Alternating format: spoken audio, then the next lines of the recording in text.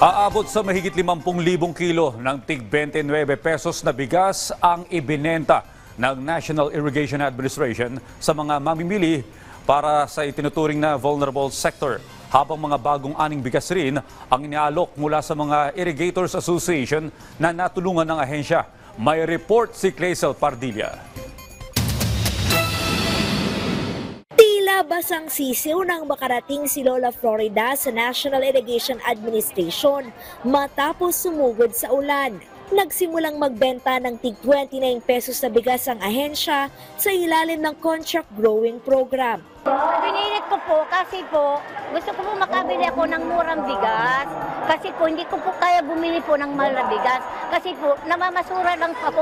Higit 50,000 kilo ng bigas ang ibinenta ng NIA sa mga nakatatanda, may kapansanan, solo parent at 4Ps na residente ng Barangay Pinyahan, Sentral at Pag-asa sa Quezon City kanina. Nakasako na ang mga bigas, may bigat na 10 kilo. Nakakahalaga ng 290 pesos. Ibig sabihin, kung 47 hanggang 55 pesos ang per kilo ng well-milled rice sa palengke, aabot sa 180 hanggang 280 pesos ang tipid ng mga mamimili. Yung binibili ko po sa palengke is tag 56 per kilo. So ngayon yung nabili ko po is 29. So marami, ang laki po ng binabad. Malaking tulong po sa akin dahil dalawa po yung estudyante ko. Yun yung pangtipid, pangbaon na lang din nila. Ang programa pong ito hindi lamang magbibigay ng murang bigas, kundi para matulungan din ang ating mga magsasaka. Bagong aning bigas ang alok ng NIA galing sa mga Irrigators Association na binigyan ng ahensya ng libreng binhi, pataba at pinansyal na ayuda sa tulong ng contract farming. Agreement ito between NIA at ang mga Irrigators Association.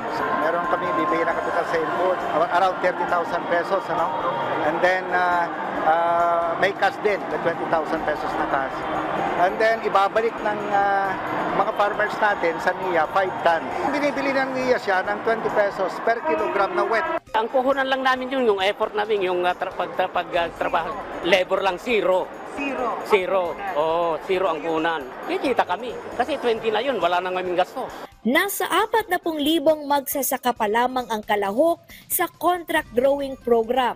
Kaya duda ang Bantay Bigas na magiging sustainable o pangmatagalan ang programa.